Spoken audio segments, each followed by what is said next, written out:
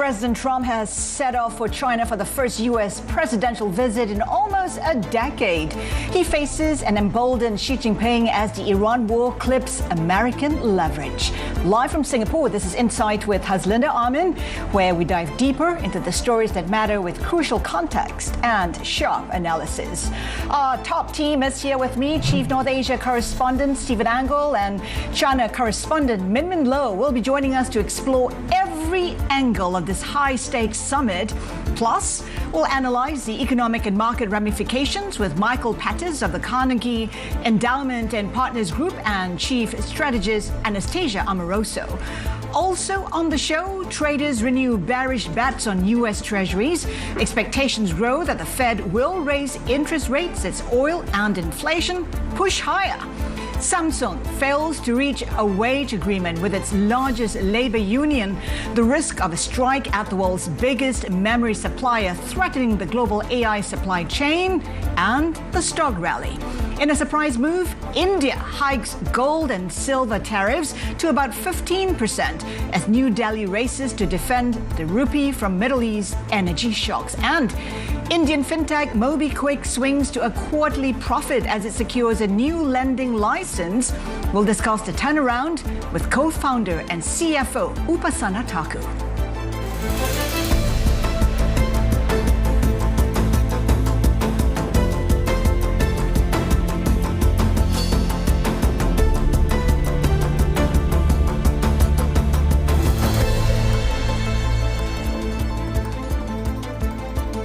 Our top story today, the U.S. president seeking to downplay the deadlock in the Strait of Hormuz, saying trade and not the Iran war will be top of his agenda when he arrives here in Beijing. I have a great relationship with President Xi, and I think it's going to remain that way. We have a lot of things to discuss. I wouldn't say Iran is one of them, to be honest with you, because we have Iran very much under control. We're either going to make a deal or they're going to be decimated. Trump's entourage on this trip shows the importance he attaches to commerce with China. He's bringing a gaggle of high-profile U.S. business leaders, including Elon Musk, and we've just learned that Nvidia CEO Jensen Huang is a last-minute addition, boarding Air Force One as it refueled in Alaska. Let's bring in our Chief North Asia correspondent, Stephen Angle. Steve, high-stakes meeting between the two leaders.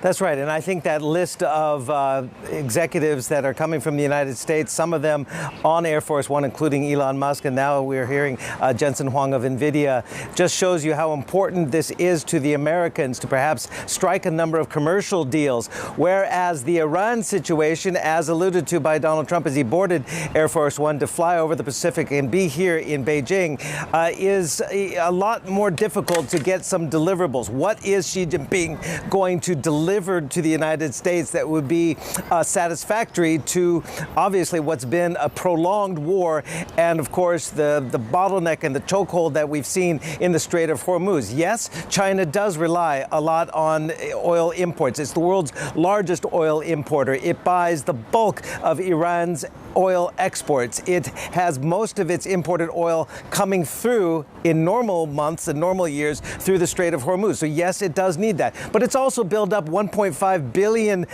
barrels of strategic oil reserves. It's also built in resilience through renewables. So China at least can show the world in a very truncated trip of just 36 hours, really, that Donald Trump will be here in Beijing. He can basically project a lot of confidence on that front. They can also, Xi Jinping can also project a lot of confidence that was gained over the last year, and that is pushback to the Trump tariffs. Trump comes here on Air Force One, wounded by the Supreme Court decision on tariffs and also another court decision making his tariff regime illegal. So again, the leverage seems to be on his home court, Xi Jinping's, but we'll have to see. A lot can transpire over the next 48 hours.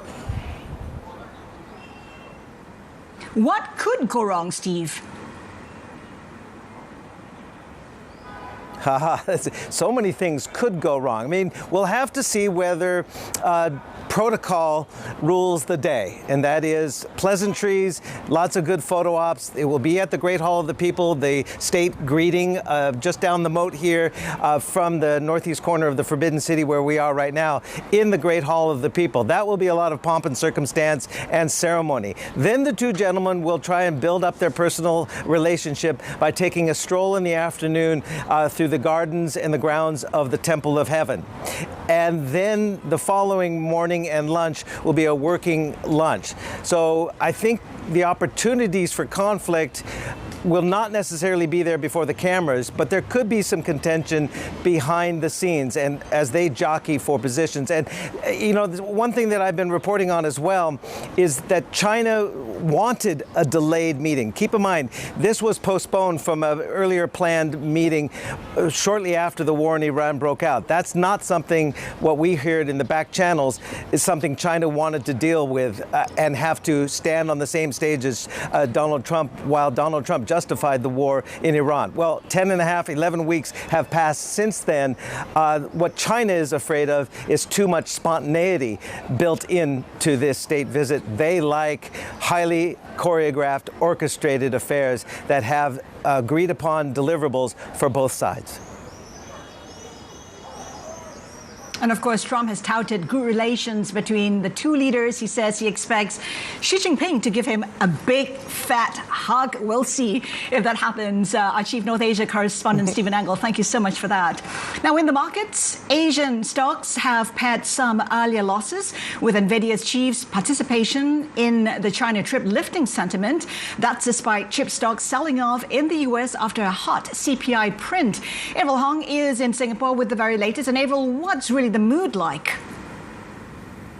Yeah, as you say, Jensen Huang is lifting the mood in Asia, right? And that market that we're seeing this playing out in is the one that has led the AI rally. We've been talking about it the past 6 weeks, and certainly the Kospi is in the green, managing to erase some of the 3% losses. And of course, one of the companies that has been in focus today has been Samsung, which declined as much as 6% at one point, not just because of the chip sell-off in the US, but also given these labor union woes and the worries that this could really translate into chip supply disruption. So you're seeing that underperformance compared to SK Hynix. Now flip the board, as far as the US chip stock sell-off is concerned, keep in mind that gauge has risen, 70% so far this year. And of course, this is coming at a time where you look at volatility that has actually been continuing to slide further. So with the S&P 500's flat close overnight, you also get the sense that it's more about rotation and risk management and not so much of a collapse. Of course, we also heard from the likes of Jamie Dimon weighing in. Take a listen. I think there's a little bit too much exuberance out there. It's not just the Middle East. It's, it's Ukraine, Russia still there, America, China. There are a lot of these complex issues which may or may not affect the market. But then there are issues like inflation. That today's print wasn't so good. So yeah, I think the market's kind of exuberant and it may not be completely justified. Yeah, that CPI print was hot, and you're getting the sense that it's translating into price pressures in services, not just energy. If you account for inflation, wages actually declined in April, the first time we've seen this since 2023. And you look at this chart as well, the last time the Bloomberg gauge of commodities was this high, inflation was a lot higher. So you get the sense that things could get worse, and it makes you wonder when these price pressures actually start eating into earnings growth. Has? Avril, thank you so much for that. Let's get perspective from Anastasia Amoroso, Chief Investment Strategist for Private Wealth at Partners Group, which manages around $185 billion. Nice to have you with us, Anastasia. We heard from Jamie Dimon saying that perhaps there's too much exuberance. When you take a look at valuations, they also look pretty stretched. I mean, are we really at, still early innings of this AI rally? Well, longer term, I think we absolutely are. I think this is a multi-year proposition still as far as AI adoption, AI innovation, AI acceleration is concerned. Near term, of course, just looking at the magnitude of the moves over the last, 5 or 6 weeks, it's been quite a lot and probably too far too fast. But the reason, Haslinda, why I think we're still early innings is, first of all, when you listen to the earnings reports of a lot of semiconductor companies, what they're doing is they're upgrading their total addressable market, whether it's the likes of Nvidia that upgraded their CPU total addressable market, whether it's the demand for compute and some of the GPUs that continue to be upgraded, cloud computing, cloud backlogs, server revenues. You look at all of those numbers and they're going one way, which is to the far right. So the other way I would think of this, Haslinda, is, we think we're in a three-wave transformation process when it comes to artificial intelligence. We started the first wave, which is all about the process transformation, the co-pilots, the chatbots. The second wave, which I think we're on the cusp of, is agentic AI, and that's going to take some time to build out consumer agents and enterprise agents. And then finally, there will be the performance transformation and really the business model transformation. And that's some years down the road. But that's why I say this is still very much a multi-year process, and we're probably step 1 or 2 of it. Anastasia, the question really is whether we see this rally broadening beyond semiconductors. That's causing quite a bit of angst among investors because it's been so concentrated. What signals are you looking out for to suggest this rally could broaden? I think the signal is probably longer term, but that is the percentage of software companies embedding agentic AI into their applications.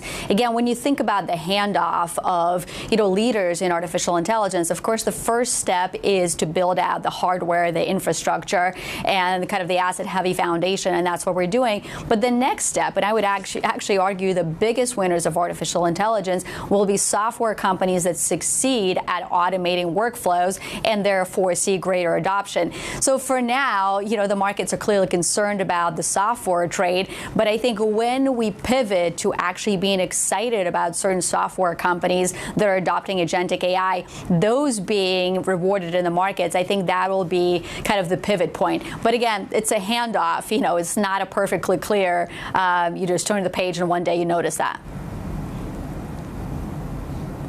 Anastasia, as we speak, President Trump is speaking on Air Force One, and he confirmed that Jensen Huang is indeed on Air Force One and that he'll be asking Xi Jinping to open up China. Of course, a lot of U.S. companies want to make investments in the country in sectors which are not currently open to foreign investments. I'm just wondering, how closely are you watching this Xi-Trump summit, and how do you trade that?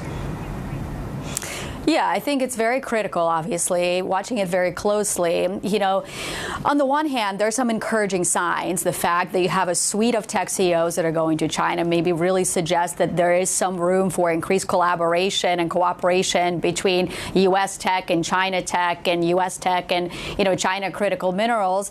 But at the same time, I do think, some of the convictions are pretty well entrenched at this point, and which is we're in the state of what I would call, competitive collaboration, meaning, both China and the U.S. are formidable partners.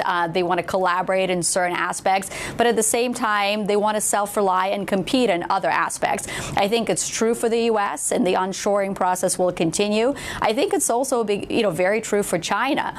And, I imagine China will continue to prioritize investing in their critical technology. So, so perhaps some surface level agreements do come out of that, whether it's, some tech collaboration, whether it's perhaps more purchases of U.S. oil and gas, especially given what's happening in Iran. But I think longer term, the trajectory of travel, both countries will continue to emphasize their self-reliance in tech. It's short-term deals, long-term rivalry. How should, investors interpret the risks in investing in China? Well, I think the risks around investing in China over the last, call it 5-6 years, have been around, repositioning a long-time growth model. And the long-term growth model either, depended on, really significant infrastructure investment or the property market. And, slowly but surely, some of those, I guess, things that had to deflate, they have deflated, and the economy in China, from my perspective, is in a more sustainable place. For example, we're seeing signs of consumer confidence picking up. We're seeing signs of property market picking up. But at the same time, we see this big commitment to all things advanced manufacturing and new generation tech. So I think as China rebalances to a more sustainable but tech-forward process, it becomes quite investable for investors.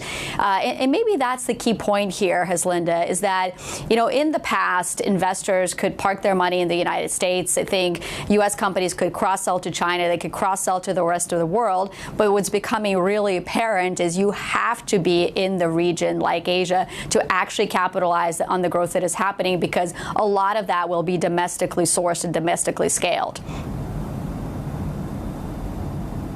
A lot of the optimism has been driven by earnings. 80% of the companies beat their estimates.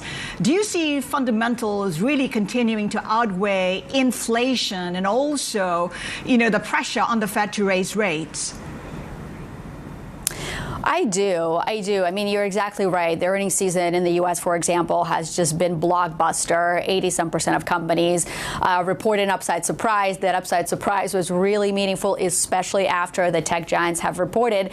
And, the great thing about the setup right now is that you do have a lot of profitability. You have a lot of margin to work with. One notable development in the earnings season, too, is the profit margin is at 13.2%, which is at record high, and it's expected to go to 14%. So what that tells me is that not only were we able to absorb some of the tariff impacts over the last year, but we're likely to also be able to absorb some of the oil and natural gas and electricity headwinds that are certainly coming our way too.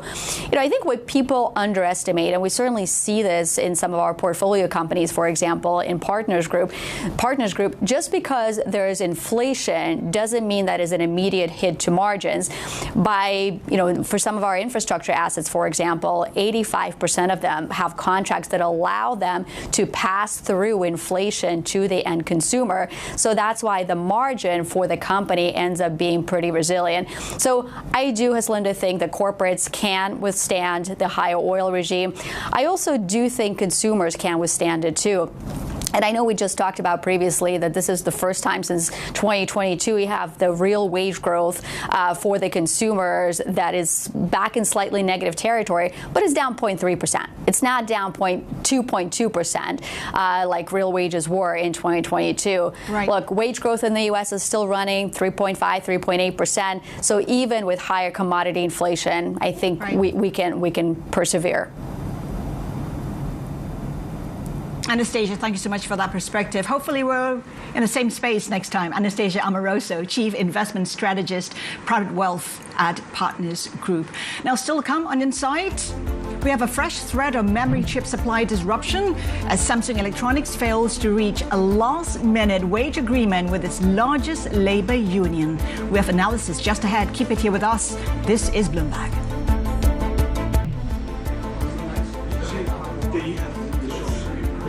Welcome back.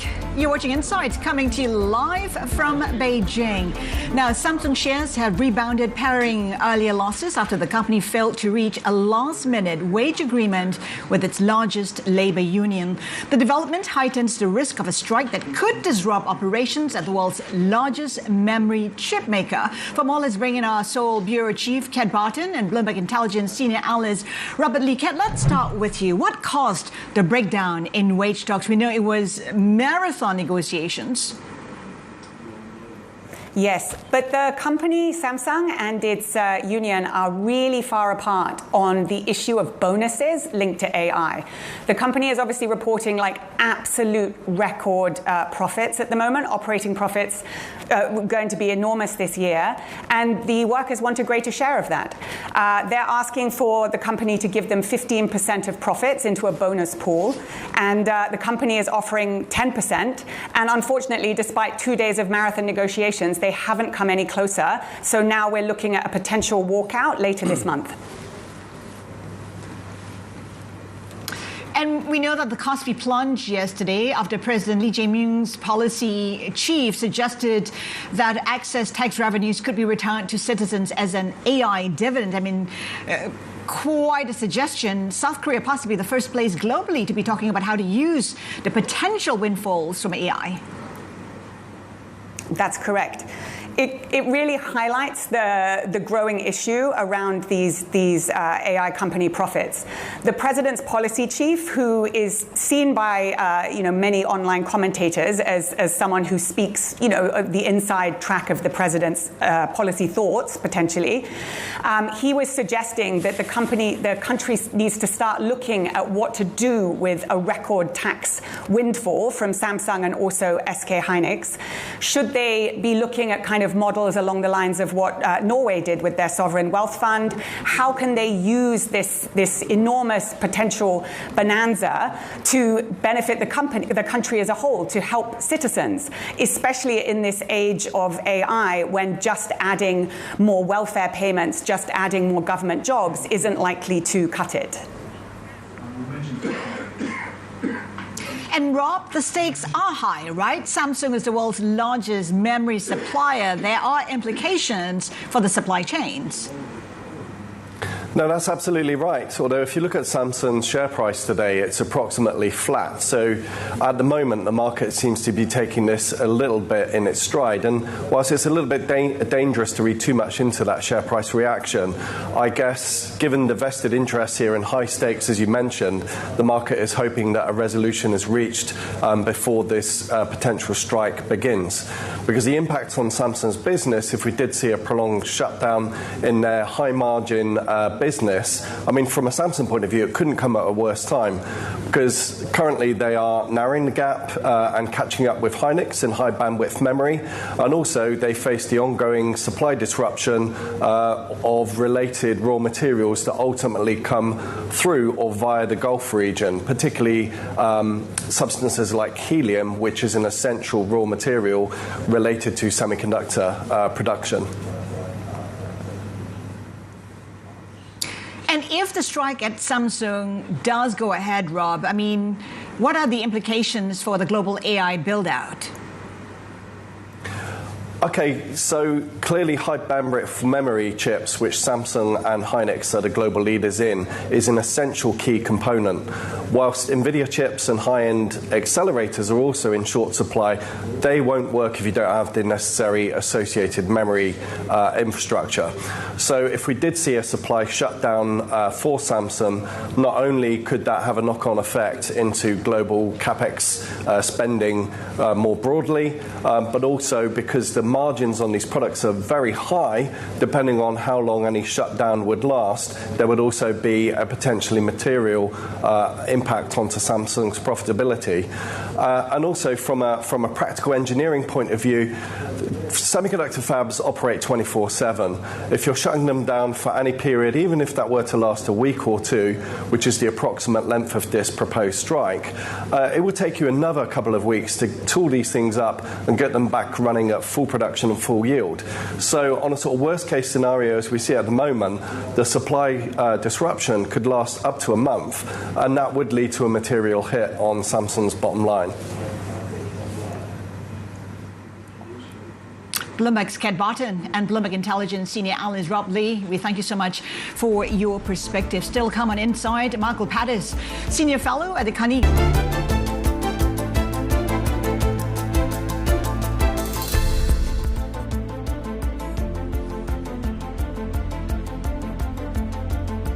welcome back to Insight. And here's a quick look at where markets stand as mainland Chinese markets head to lunch and Japan comes back online. Asian stocks have erased early declines after dip buyers stepped in following early weakness in chip makers. Sentiment also being lifted by news that Nvidia CEO Jensen Huang is joining President Trump for his Beijing trip. Now, we're also keeping an eye on bonds after U.S. inflation accelerated, fueling speculation that the Fed will raise interest rates next year. Meantime, the Indian rupee also in focus, coming online. The currency in focus after hitting a fresh record low on Tuesday and falling news that India raised import tariffs on gold and silver. Take a look where we are in terms of the Indian rupee, trading at 95.6087 right now, pretty flat versus the USD. Now, going back to our top story today, President Trump's trip to China. Here's what some of our guests have been saying. Don't look at this visit or China-US relations from who wins, who lose. It's a long-term relationship. But also trade, in addition to the trade, the investment. China is interested to invest in the U.S. A lot of companies interested to invest. And then if we say those non-sensitive, those really what needed in the U.S., helping the manufacturing, helping the employment in the U.S., why not? So I think President Trump is very pragmatic. He welcomed Chinese investment. Let's get perspective now from Michael Pettis, Senior Fellow at the Carnegie Endowment for International Peace. He is widely recognized as a leading authority on China's economy, global trade, imbalances, and capital flows. Good to have you with us. Thank you. Would you say that this summit between Trump and Xi Jinping is pretty different from previous meetings? Some say that perhaps this time round, Xi Jinping may have the upper hand. Well, I think it depends on whether you look over the long term or over the short term. Over the long term, I think the interests of the U.S. and of China are pretty incompatible. And so I don't think there really is much of a resolution. In the short term, I think both of them are looking for 2 or 3 years of breathing space, and they'll probably get it. But whereas the U.S. breathing space is to reduce its dependence on things like rare earths and pharmaceuticals, which presumably it can do, I'm not really sure what the breathing space China needs is, except to continue expanding in the technology sector in the hope, and I think it's a vain hope, that it'll eventually resolve the deeper imbalances within the economy. Isn't it true, though, that President Trump is coming to Beijing seeking China's help on multiple fronts? The Iran war is one, rare earths the other. Those are really key issues for Trump, who is hurting at home. He is pretty unpopular right now. In fact, disapproval rating at about 62%. Sure. And I think that's probably more than anything else, it's politics that is driving the strategy. But as an economist, whether he resolves this, that, or the other in the short term, whether he does better or worse in the elections, certainly all of that matters, and that's part of the reason for this meeting. But over the longer term, we have pretty fundamental global economic problems. The imbalances, which by now everyone recognizes are a huge problem, are simply not going away. They're getting worse. So from my point of view, I think that this may be addressed to some of these short-term problems. I don't think this meeting is going to address almost at all the deeper, longer-term Am I reading problems. it right? This meeting is actually not so consequential. I mean, so much for saying it is high stakes. It's not really, is it? 10 or 20 years from now, we probably won't remember what happened during this meeting. What are you looking out for?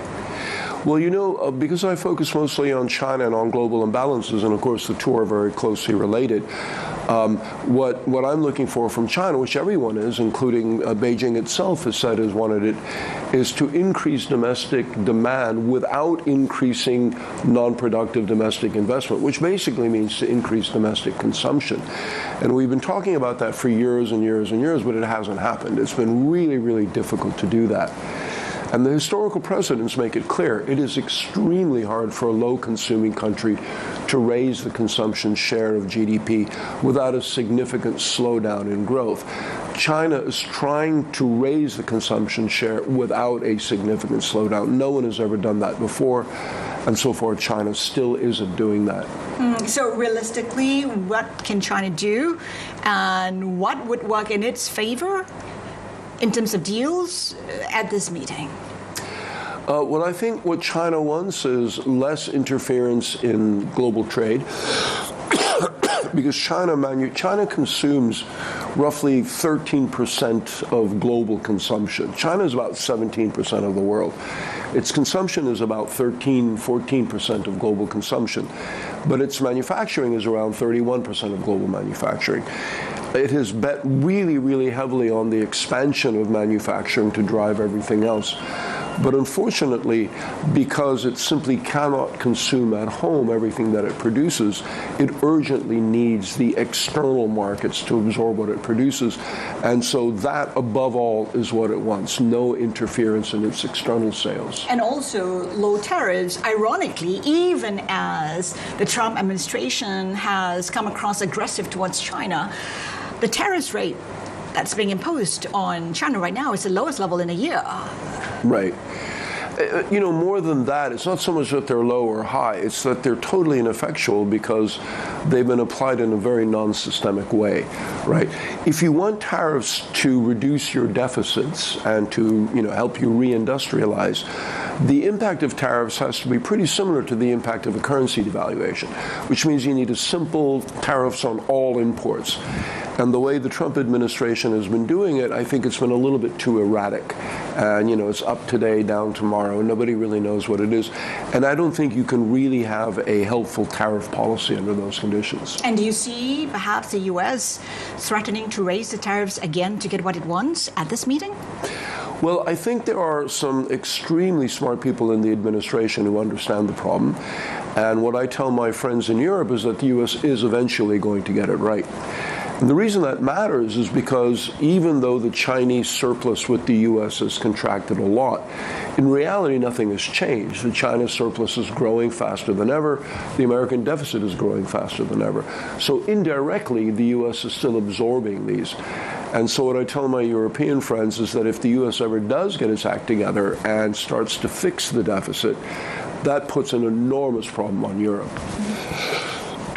President Trump is currently on Air Force One, and just momentarily he talked to the media saying that one of the first things he'll ask from Xi Jinping is to open up the Chinese economy. How far do you think Trump will succeed, and which industries would make sense?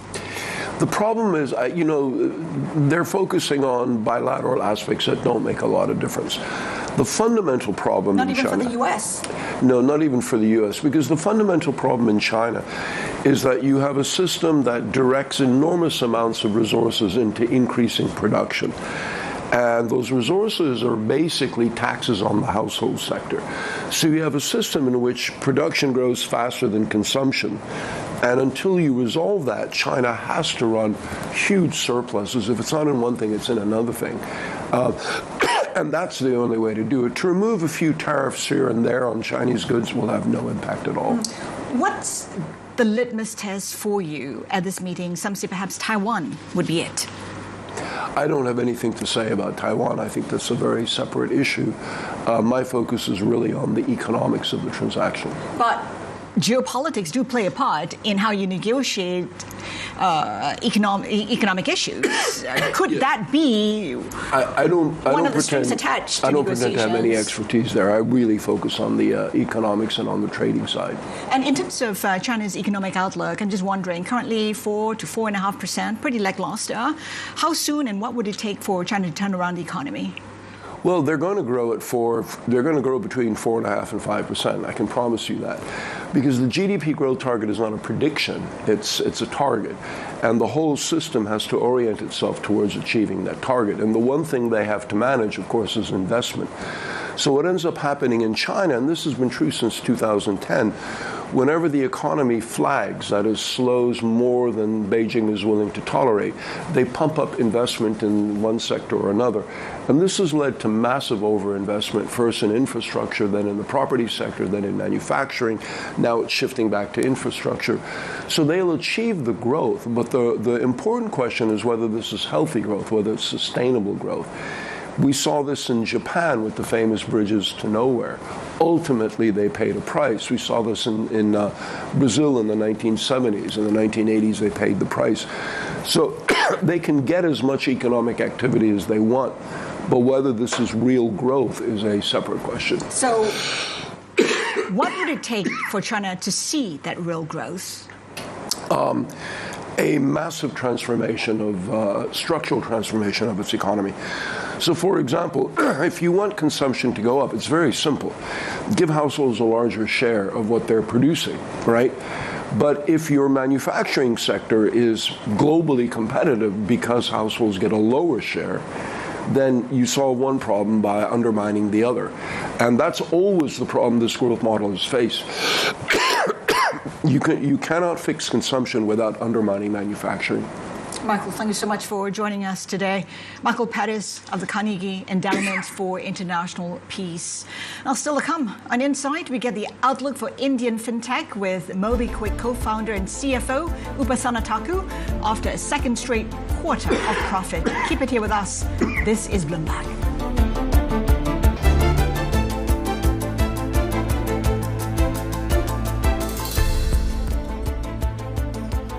Welcome back. You're watching Insight, coming to you live from Beijing.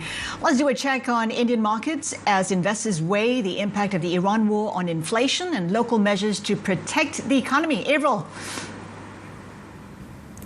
Yeah, Has, we've been watching India stocks, of course, following on from 4 sessions of declines on these concerns about growth, especially compounded by some of these suggestions from Narendra Modi to conserve fuel and foreign exchange reserves. But today, I think the setup is interesting because of the selling in AI-related stocks in the US. And today, I guess, the lack of an AI play is helping the Indian markets. And of course, this is also coming at the time where Jensen Huang's visit to the region seems to have lifted the mood a little bit. We are seeing it looking a bit positive across the board, across these gauges. Flip the board and take a look at some of the other stocks that we're watching today as well, because of course we've since learned how in India they're doubling, more than doubling actually, the import taxes for gold and for silver as part of efforts to defend the rupee and to curtail bullion purchases. We are watching these stocks. They're the ones that are in focus, and perhaps unsurprisingly, you're seeing them coming under pressure. Now flip the board again and take a look at the read-through for dollar rupee, because yesterday we hit record lows, fresh record lows on the Indian currency. And I think these latest measures on the import tariffs are helping to curtail some of that local currency weakness. But note as well how there are cross currents from the US CPI numbers, which help to support the greenback. And then India CPI as well. Yes, it rose less than expected, but it's still trending in the wrong direction and is moving even closer towards the RBI's target. Economists have also flagged some of these upside risks from fuel and food prices. Has? Avril, thank you. Now, staying on India, one stock we're watching is MobiKwik. The company that calls itself India's largest digital wallet has reported its second consecutive profitable quarter, reflecting what it says is disciplined execution across its payments and financial services businesses. The company says this marks a meaningful inflection point in growth trajectory, demonstrating that the path to scale and the path to profitability are firmly aligned. Joining us now, MobiKwik co-founder, executive director, and CFO Upasana Taku. Upasana, good to have you with us. When you take a look at the profitability for the company, it's still pretty thin. I'm just wondering, what's the biggest drag on margins right now? So good morning, and great to have you with me, Haslinda. So I think first thing we want to clarify is that we have provided in our earnings explanation that our core business of consumer payments and lending, has delivered profitability this year of about 50 crore. But we have been reinvesting these core margins into building new businesses, namely a merchant payments business that we are trying to build.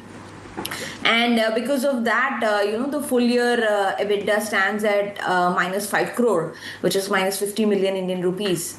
So the point is that the drag is from building new businesses. MobiKwik is a growth company. So while our existing businesses are scaling well and are delivering solid margins, in fact, our contribution profit has improved 112% at this time. But at the same time, we are building new growth engines, and offline payments from a merchant perspective is a business that we are very small in. We believe it's a very strong opportunity. The TAM is huge. Competition is much less than in consumer payments. So this is a business that we really want to build up. In addition, we are also building, online acquiring business. I'm just wondering if UPI is indeed making MobiKwik a lower margin business, I suppose. So that's true. See, UPI is a zero MDR war right now in India. But in our consumer payments business, we not only are now the second fastest growing UPI app in India, but we are the dominant wallet player. For the last 2 years, we are the largest wallet player in India with 20% market share, which of course gives us, MDR revenue. In addition, we are also the 6th largest player in bill payments, where again we are growing from strength to strength, and here also we are able to derive revenue.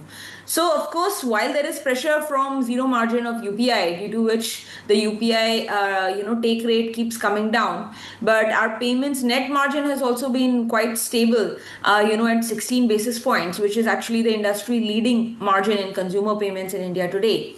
And this is despite the fact that GMV has almost doubled in this financial year in our consumer payments business. It is a weak rupee environment. The Indian rupee keeps testing new record lows. Is that impacting your borrowing costs in any way, or even your payment processing? No, it does not impact our payment processing or borrowing cost, because that is all in INR. But it does have an impact on our fixed costs, because, much like everywhere else in the world, we use AWS, we use Meta, Google for performance marketing. We use, Cursor and Claude for our AI. So these are all American products and get billed in USD. So of course they hit the bottom line. And, if the rupee has gone, down by 10 rupees, 15 rupees, it does have an additional impact on the fixed cost, because the revenue is in rupees, but some part of the fixed cost, is actually USD converted to INR. Upasana, thank you so much for that. Upasana Taku, co-founder, executive director, and CFO at MobiKwik. Now let's get back to our top story now. President Trump is on his way to Beijing for his delayed summit with Chinese leader Xi Jinping. Our China correspondent Minmin joins us now for more, and it's going to be a pretty jam-packed schedule for Trump in Beijing. Indeed, a whirlwind 36 hours. He is going to arrive slightly after 7 p.m. local time today, and then tomorrow we kick off with this welcome ceremony, and he's meeting with President Xi at the Great Hall of the People at 10:15.